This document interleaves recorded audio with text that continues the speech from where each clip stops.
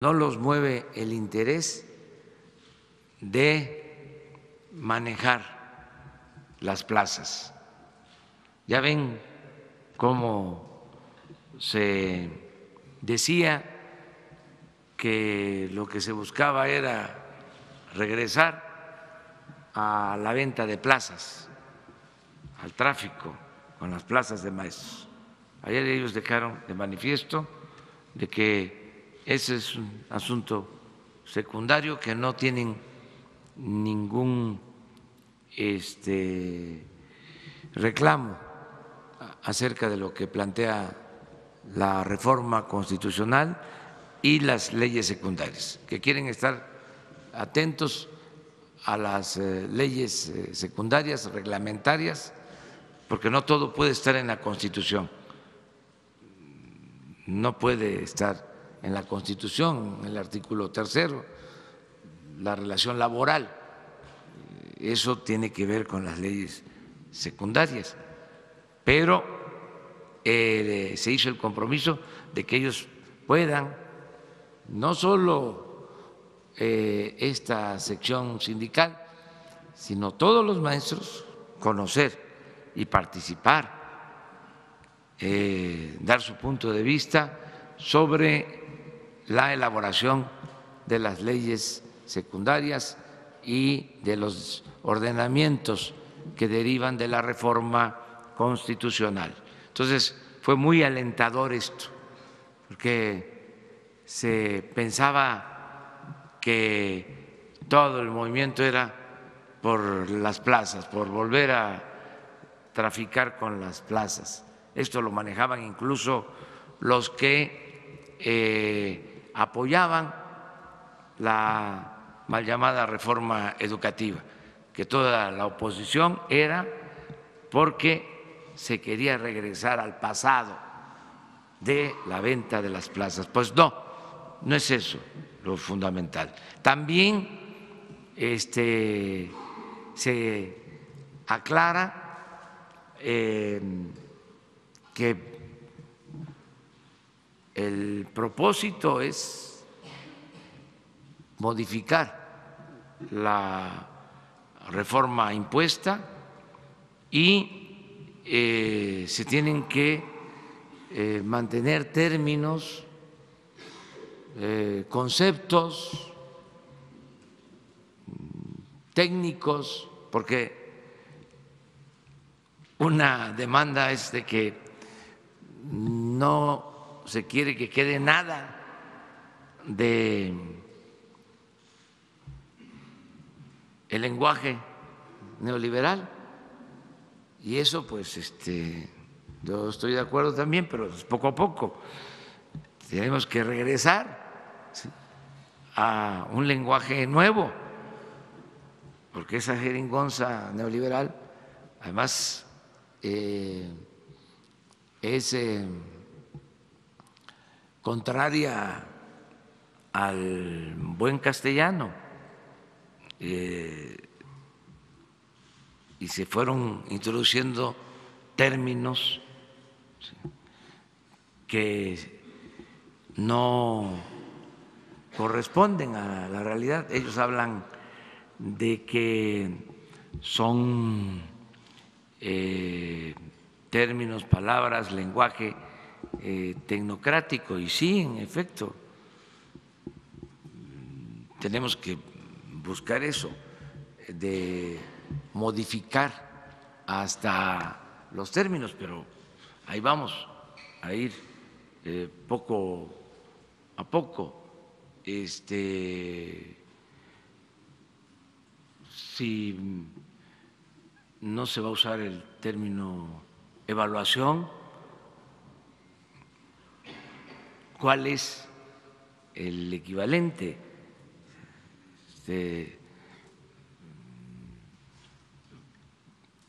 Capacitación, no, puede ser formación, pero eso se tiene que ir resolviendo. Entonces, como en la redacción hay algunos términos así, pues también hay esa inconformidad. Pero bueno, eso se va a atender también poco a poco. Vamos a ir cambiando hasta el lenguaje neoliberal, toda esa herencia, ¿no?, que dejaron, porque fue una influencia completa,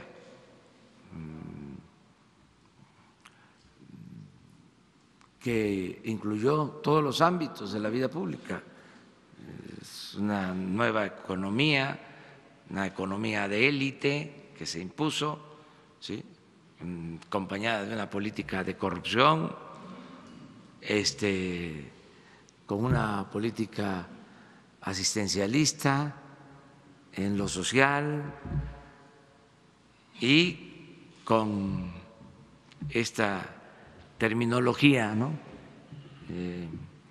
muy neoliberal. Todo esto tiene que irse modificando. Hay una palabra nueva, precisamente, que se llama, o que se usa, ¿no?, para la descripción de los hechos. Dice la nueva narrativa. Entonces tenemos que hacer una nueva narrativa.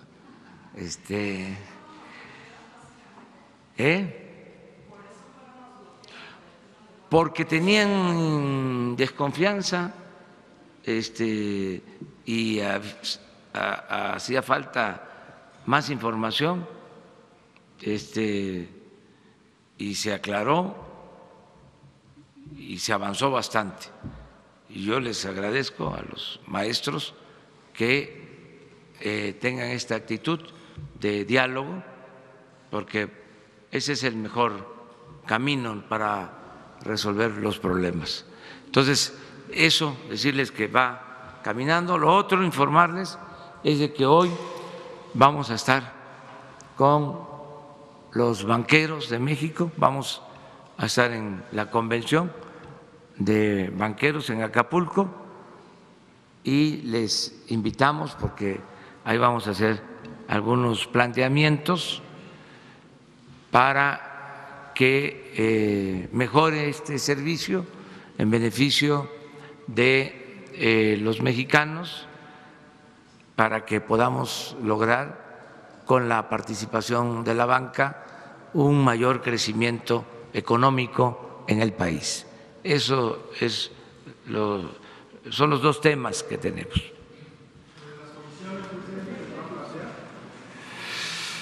Vamos a hacer un planteamiento sobre eso, pero más enfocado a la competencia. Les adelanto, creo que un factor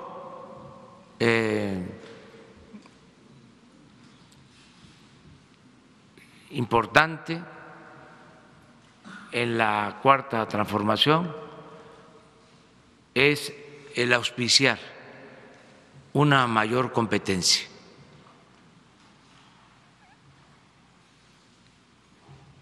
Sobre eso quiero hablar. Más que reglamentar, regular, que exista más competencia, menos concentración en las actividades económicas, es decir, que no haya monopolios,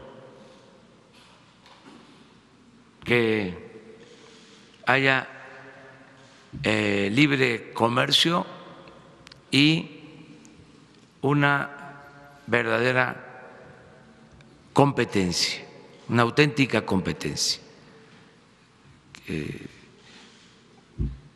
Eso va a ayudar mucho. Es parecido a lo que sigue siendo válido en el manejo de la prensa, de los medios. Una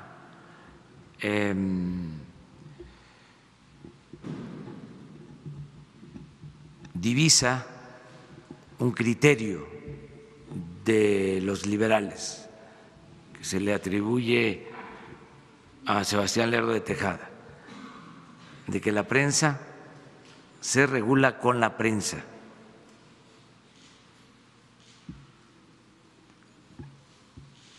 aplica igual para los bancos. Los bancos se regulan con los bancos. La competencia. Cuando no hay democracia, cuando no hay competencia, hay abusos. ¿Por qué mejoramos bastante en el terreno de las comunicaciones en los últimos tiempos? Porque hubo más libertad con las benditas redes sociales. Se abrió más la información, menos censura, menos control, más libertades. Y en estos casos hasta vale la pena pagar la cuota de los excesos. Es mejor que haya libertad en abundancia, en demasía, que sobre la libertad, a el control, al cerco informativo. Entonces, eso nos ha ayudado mucho para mejorar la vida pública del país. No solo las redes sociales, también los medios convencionales, los periódicos que se mantienen con distintas orientaciones. Hay pluralidad en la prensa escrita y eso hay que mantenerlo. Hay un abanico de posturas en la prensa mexicana, desde periódicos con una postura más liberal hasta periódicos con posturas conservadoras, pero hay todo el abanico. En la radio, lo mismo. Esa es de los medios la reina de la libertad de expresión, la radio. Existe en los medios convencionales. Y la misma televisión también compite y cada vez compite más. Entonces, eso es lo que aplica también para el caso de los bancos, que no haya monopolios, que un banco o dos o tres no se queden con todo el mercado. Entonces, eso considero que no se resuelve reglamentando, regulando. Eso podría quedar como una última instancia, un último recurso, pero hay otros. Y el más importante es el que se permita que haya, si es necesario, más bancos, todos los que se requieran.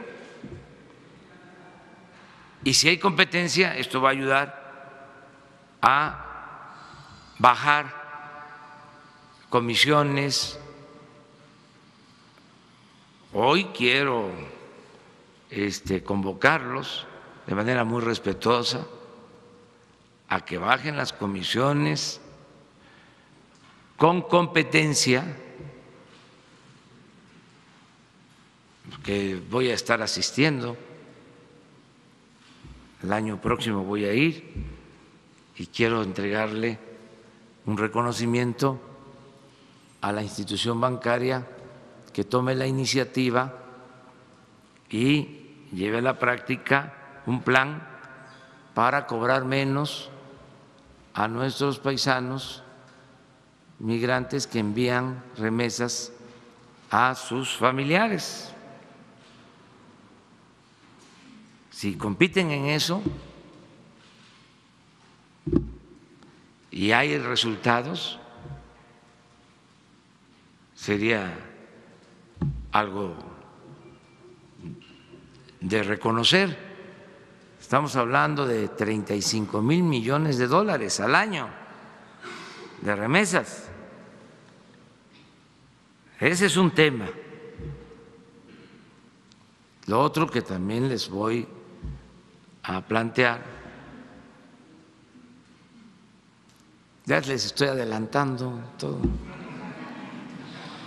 Una más, la inclusión financiera, que no es posible que haya tanto atraso en nuestro país en cuanto a la inclusión financiera.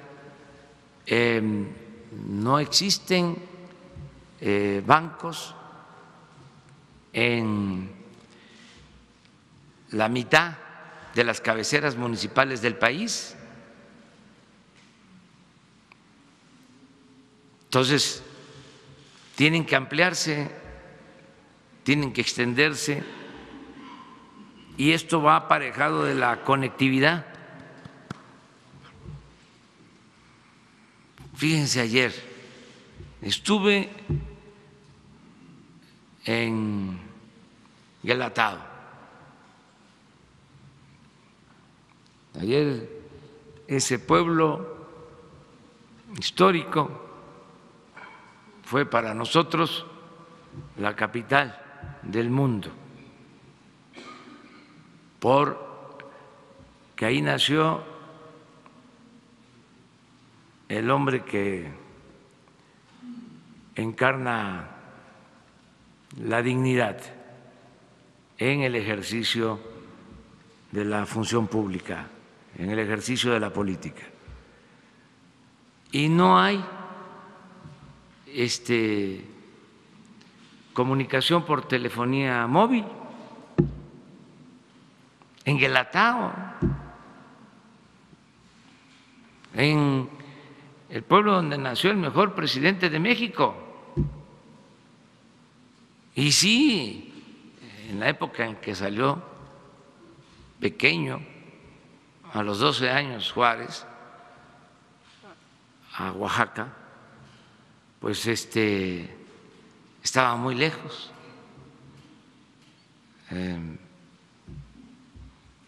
Pues más de un día de camino,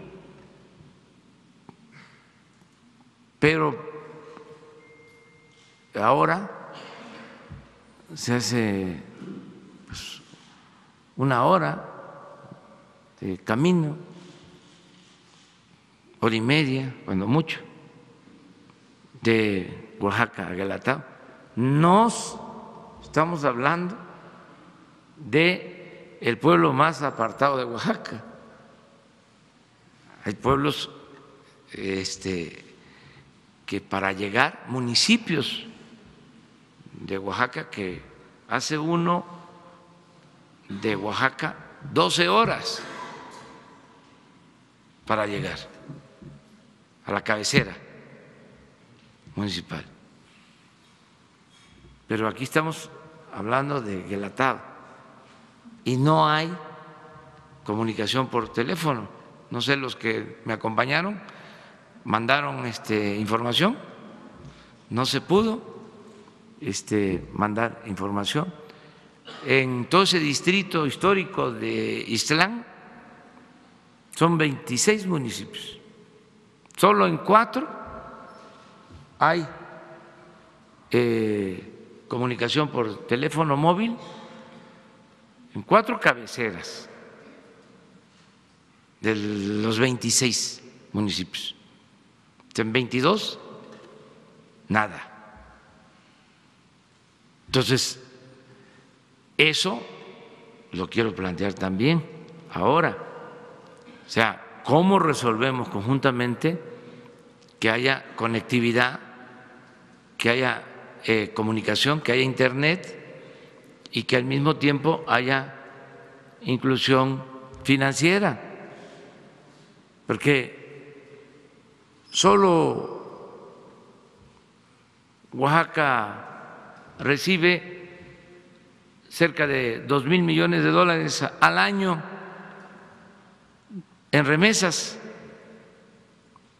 y quienes reciben esos apoyos que envían familiares de Estados Unidos fundamentalmente, pues viven en esas comunidades, en esos pueblos. Entonces tienen que ir a Oaxaca. ¿Por qué no se acercan esos servicios? Ese es un plan que nos importa plantear y no es contrario a sus propósitos de desarrollo, de expansión.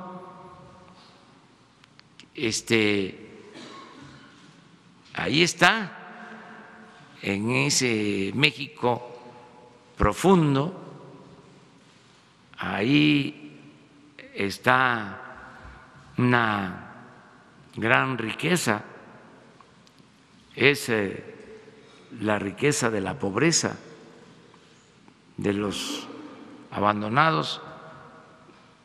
Ahí están los recursos naturales, ahí están los bosques, ahí está el agua, ahí están las minas, ahí está el petróleo, en los pueblos más apartados y los pueblos originarios, ahí está la cultura. Entonces, necesitamos avanzar en el desarrollo, no seguir centralizando el crecimiento económico en las grandes ciudades y contribuir a integrar, a modernizar desde abajo al país. Esos son de los temas que vamos a plantear el día de hoy. Buenos días, presidente.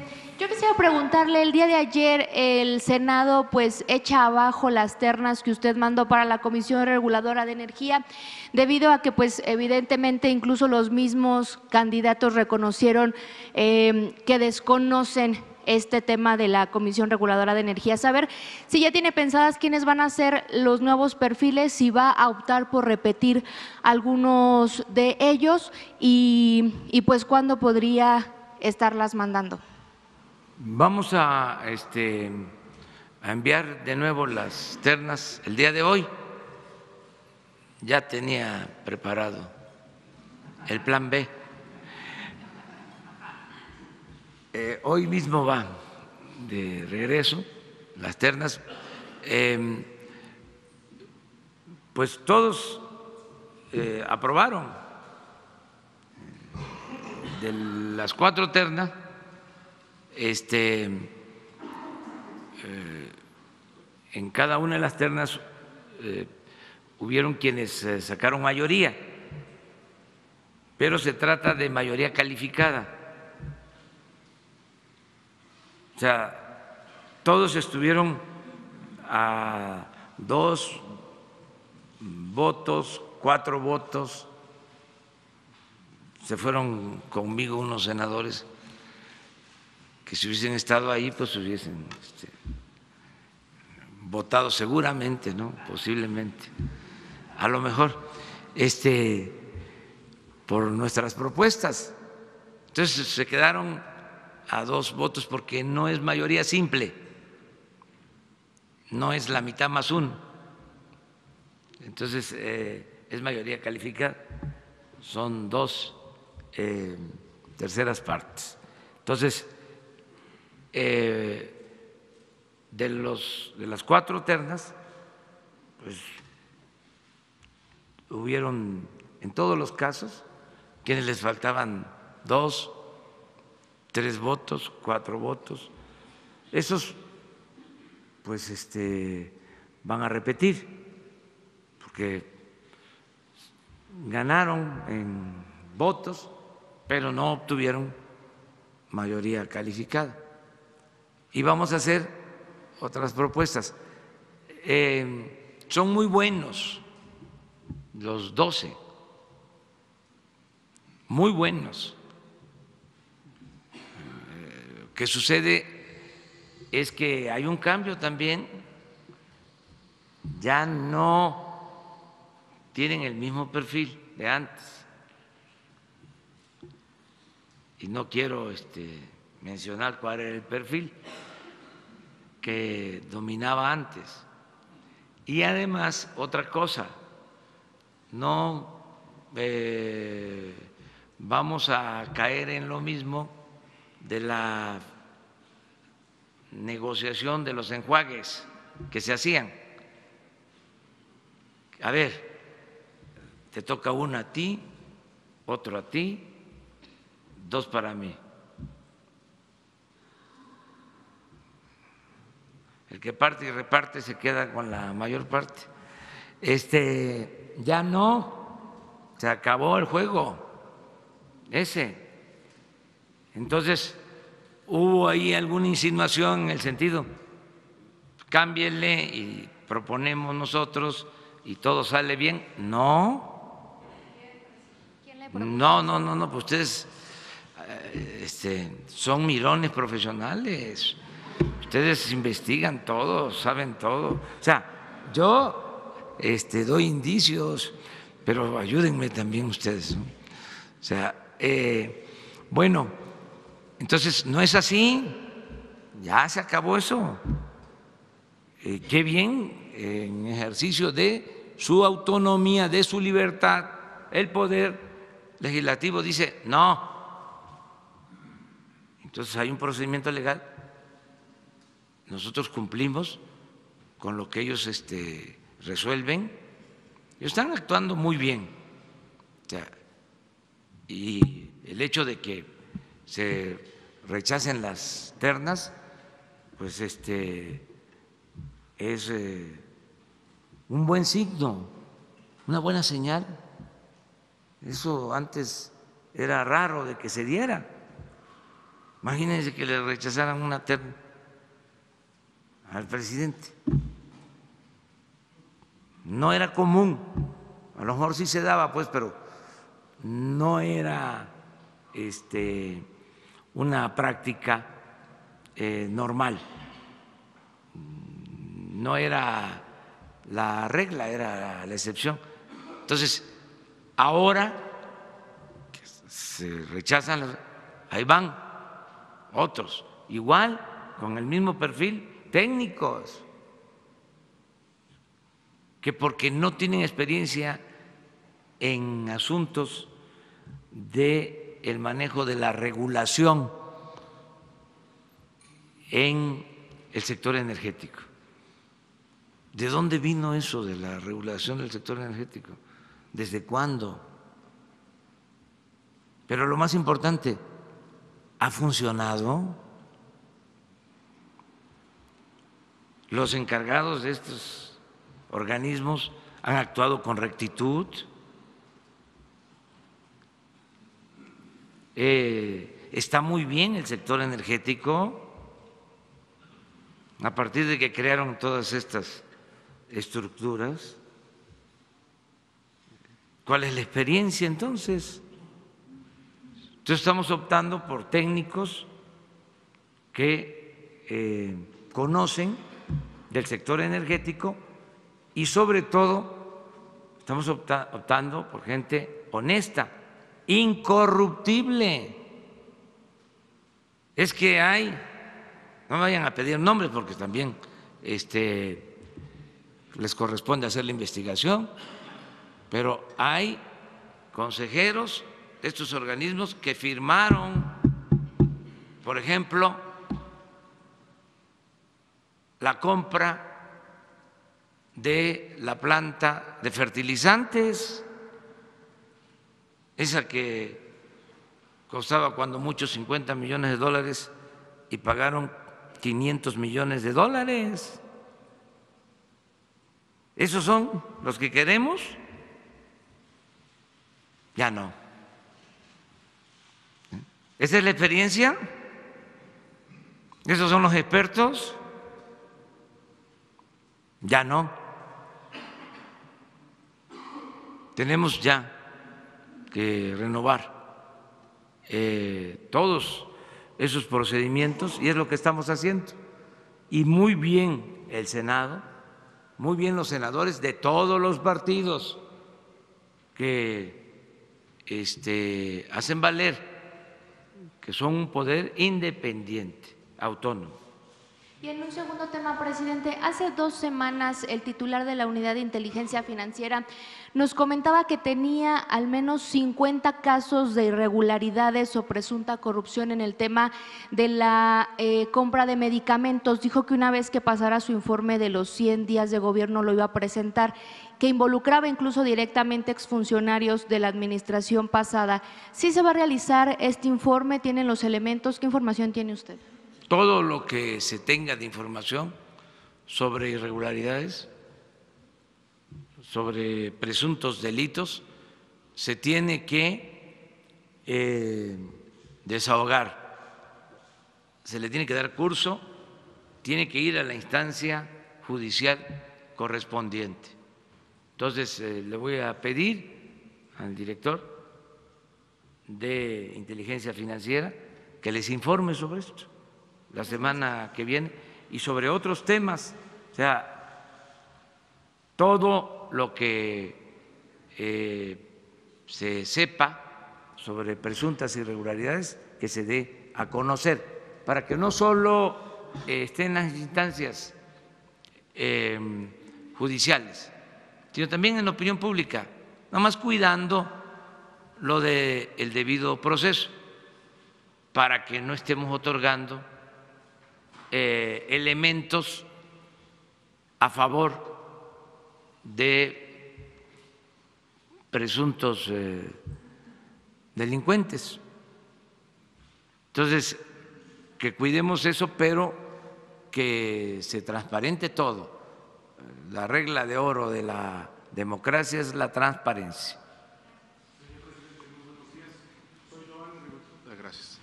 Soy Giovanni Rivera Huerta, corresponsal de Estrella TV en Los Ángeles. Más que una pregunta, tengo una encomienda, una carta que fue escrita por los padres de Mario Aburto. Yo he realizado una investigación en los Estados Unidos donde a través de esta carta le piden que por favor reabra el caso Colosio. Ellos confían mucho en su palabra, en la transparencia que ha dado usted a este nuevo gobierno y al país. Y ellos me han confiado en darle esta carta personalmente a usted, ya que ellos están en los Estados Unidos y en un futuro les gustaría regresar a este país que los vio crecer a ellos y a sus hijos. Si me permite, me gustaría presentarle la carta.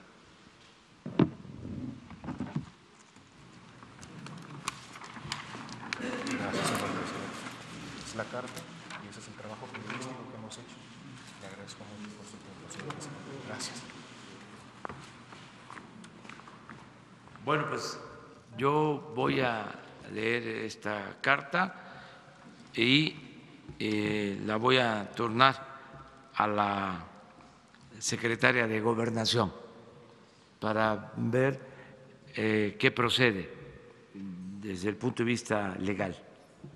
Y también, señor presidente, me gustaría saber en cuanto a la investigación de Colosio. Mañana se realizan los 25 años del asesinato del candidato. ¿Qué opina usted sobre las investigaciones que se han realizado por 4 fiscales que han dejado más preguntas que respuestas? Pues tiene que seguirse indagando sobre el caso. Puedo decir 2 cosas.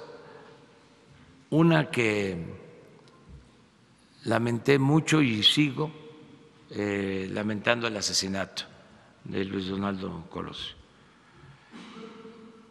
Lo conocí y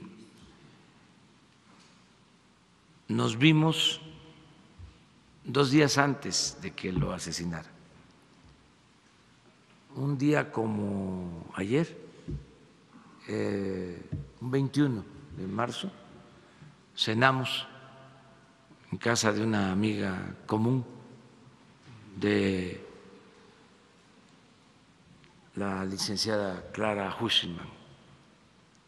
Cenamos el 21 en la noche y él al día siguiente salió a la gira, estuvo creo que en Sinaloa, en Baja California Sur, y luego el 23 en Tijuana. Entonces, muy lamentable este asesinato, y por eso no debe de olvidarse y tiene que seguirse preguntando qué pasó realmente, todo lo que queda sin contestar sobre este crimen. Se dice que cuando se trata de crímenes de Estado siempre hay complicaciones para conocer la verdad, pero hay que indagar, hay que insistir, que esto no quede impune en el caso de que se tratara de un crimen de Estado. Crímenes de Estado, pues han habido otros, no solo en nuestro país, en el mundo. Un crimen de Estado famoso es el del presidente Kennedy. Se sigue investigando, se sigue hablando sobre este crimen de Estado o supuesto crimen de Estado, para no ser tajantes, pero sí son expedientes abiertos, sin duda. Y señor presidente, disculpe por tomar la palabra. ¿Qué le responde a la familia Aburto? ¿Cuál es el mensaje de...? Vamos a leer su carta, así, y que en México hay libertades y hay un auténtico Estado de Derecho. O sea, que ya no hay Estado de chueco, hay Estado de Derecho. Entonces, que se van a revisar estos documentos, la carta, la investigación que hacen ustedes, y vamos a proceder en lo que podamos, también con toda claridad, en el marco de la legalidad, decirles esto procede, ya no podemos, porque no hay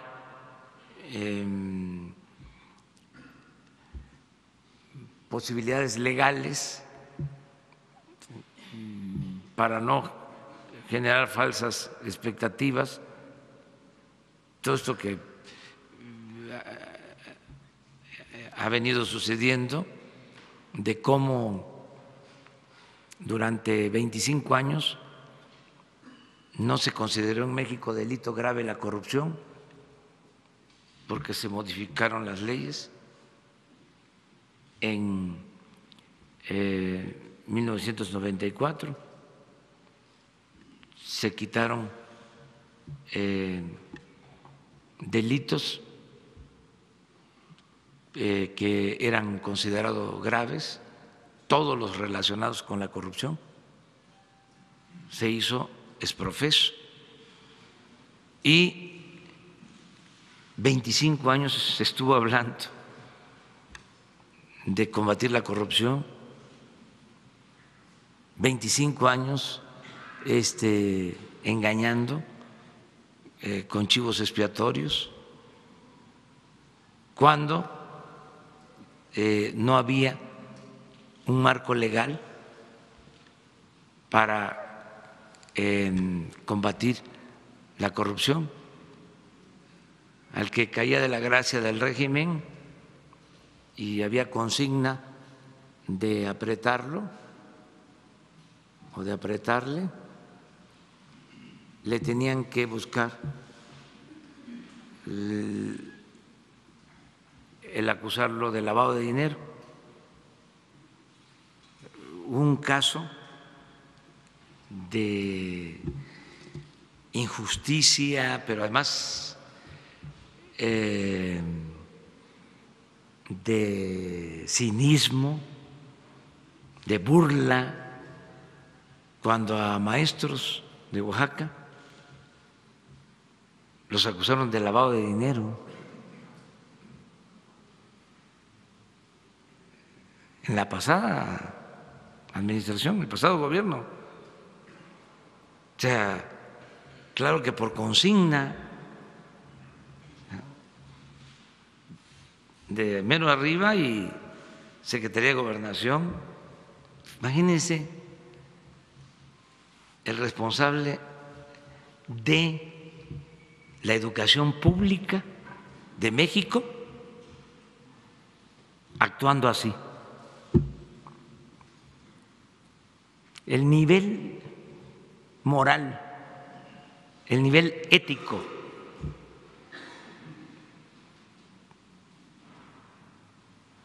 maestro dirigente del Movimiento de Oaxaca, que lo conozco, carcelan, lo llevan hasta un penal de los llamados de alta seguridad, acusado de lavado de dinero. Maestro humilde, que me consta, pues, nombre honesto, pero para reprimir, para someter, para imponerse, para represalia,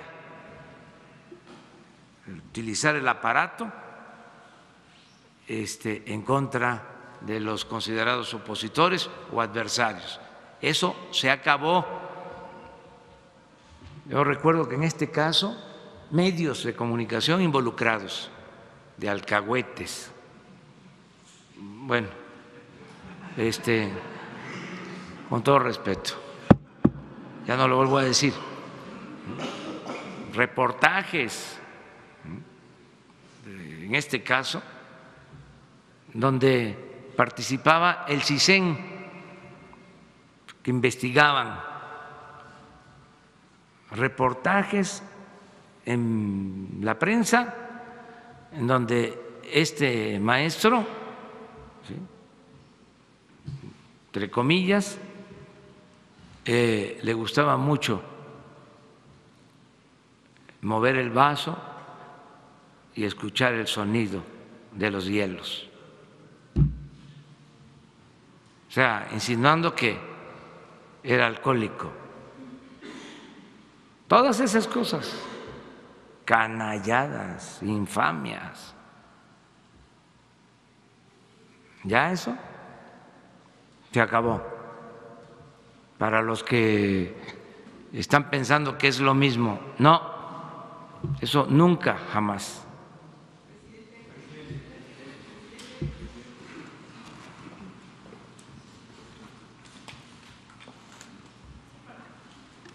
Buenos días, Televisión Educativa. Preguntarle, señor presidente, sobre la iniciativa de reforma educativa, si nos puede decir qué fue lo que observó su gobierno como para que uno de los puntos señalara e hiciera énfasis en la corresponsabilidad entre las familias y comunidades para la educación de los estudiantes junto con las escuelas. Y sobre otro tema, saber cuál es su impresión general sobre el estadio de los Diablos Rojos, por los emblemas culturales que tiene, porque fue construido por mexicanos, y saber qué aporta también para su proyecto que impulsará el béisbol. Bueno, pues el caso de la corresponsabilidad, que no se vaya a malinterpretar, porque como parte de la mal llamada reforma educativa y sobre todo con el propósito de poner la educación al mercado, de privatizar la educación, porque esa es la intención de fondo o la intención que tenían, porque eso ya tronó, ya eso chupó faro, ya se acabó. Pero lo que querían era, en el fondo, privatizar la educación, que estudiara el que tuviese dinero para pagar colegiatura, como si la educación fuese una mercancía, ponerla al mercado para ver quién compra la mercancía, quién puede pagar la educación. Ese es el fondo de todo. Eso es lo que movió todo. Entonces, en ese propósito querían que los padres de familia se hicieran cargo del mantenimiento de las escuelas, ¿sí?, y las cuotas.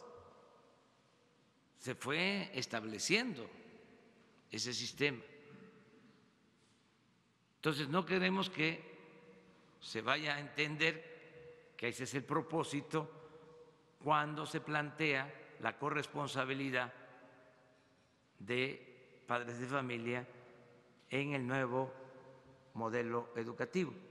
Esto tiene más que ver con el apoyo que debe de tener el maestro, que lo tiene